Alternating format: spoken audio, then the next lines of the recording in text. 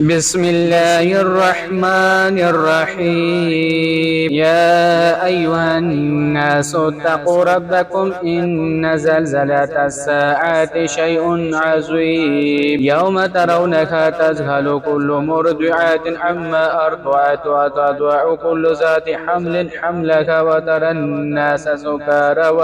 وما هم بسكارى ولكن عذاب الله شديد ومن الناس من يجادل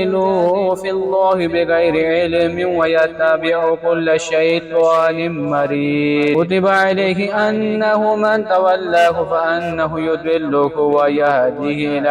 عذاب السعير يا أيها الناس إن كنتم في ريب من البعث فإنا خلقناكم من تراب ثم من نطفة ثم من علقات ثم من مضغة مخلقات وغير مخلقات لنبين لكم ونقر في الأرحام ما نشاء إلى أجل مسمى ثم نخرجكم طفلا ثم لتبلغوا أشدكم ومنكم من يتوفى ومنكم من يرد إلى أرذل العمر لكي لا يعلم من بعد علم شيئا وترى الأرض هامدة فإذا أنزلنا عليها الماء اهتزت وربت وأنبتت من كل زوج بهيج ذلك بأن الله هو الحق وأنه يحيي الموتى وأنه على كل شيء قدير وأن الساعة آتية لا ريب فيها وأن الله يبعث من في القبور ومن الناس من يجادل في الله بغير علم ولا هدى ولا كتاب منير ثاني عطفه ليضل عن سبيل الله له في الدنيا خزي ونذيقه يوم القيامة عذاب الحريق ذلك بما قدمت يداك وأن الله ليس بظلام للعبيد ومن الناس من يعبد الله على حرف فإن أصابه خير اطمأن به وإن أصابته فتنة انقلب على وجهه خسر الدنيا والآخرة ذلك هو الخسران المبين يدعو من دون الله ما لا يضره وما لا ينفعه ذلك هو الضلال البعيد يدعو لمن ضره أقرب من نفعه لبئس الموت ولبئس العشير إن الله يدخل الذين آمنوا وعملوا الصالحات جنات تجري من تحتها الأنهار إن الله يفعل ما يريد من كان يظن أن لن ينصره الله في الدنيا والآخرة فليمدد بسباب إلى السماء ثم ليقطع فلينظر هل يذهبن كيده ما يغيظ وكذلك أنزلناه آيات بينات وأن الله يهدي من يريد إن الذين آمنوا والذين هادوا والصابئين والنصارى والمجوس والذين أشركوا إن الله يفصل بينهم يوم القيامة إن الله على كل شيء شهيد ألم تر أن الله يسجد له من في السماوات ومن في الأرض والشمس والقمر والنجوم والجبال والشجر والدواب وكثير حق عليه العذاب ومن يهن الله فما له من مكرم إن الله يفعل ما يشاء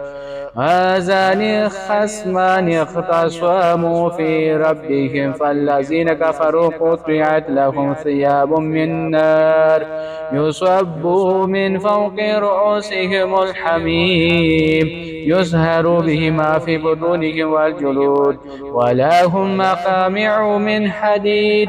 كلما أرادوا أن يخرجوا منها من غم أعيدوا فيها وسوقوا عذاب الحريق. وإن الله يدخل الذين آمنوا وعملوا الصالحات جنات تجري من تحتها الأنهار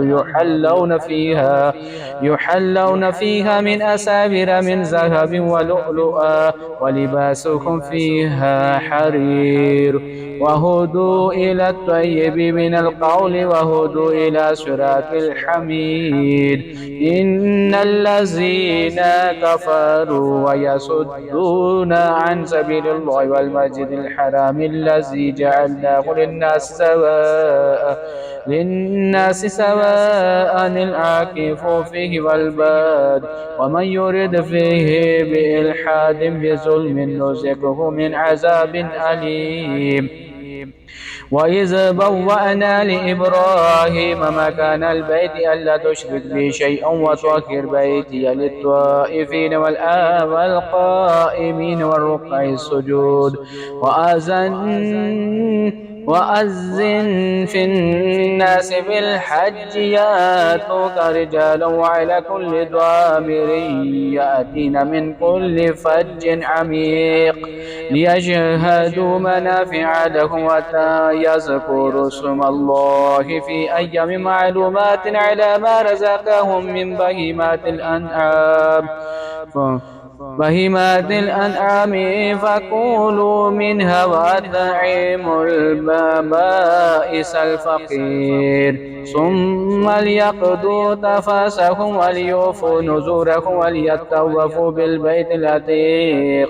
ذلك ومن يعظم حرمات الله فهو خير له عند ربه. وأحلت لكم الأنعام إلا ما يتلى عليكم فاجتنبوا الرجز من الأوثان واجتنبوا قول الزور حنفاء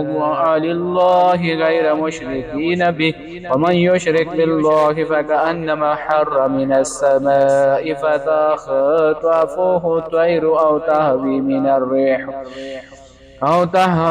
به الريح في مكان سحيق ذلك ومن يعظم شعائر الله فإنها من تقوى القلوب. لكم فيها منافع إلى أجل مسمى ثم محلها إلى البيت العتيق ولكل أمة جعلنا منسكا ليذكروا اسم الله على ما رزقهم من بهيمات الأنعام فإلهكم إله واحد فله أسلموا. وبشر المخبتين الذين إذا ذكر الله وجلت قلوبهم والصابرين على ما أصابهم والمقيم الصلاة ومما رزقناهم ينفقون.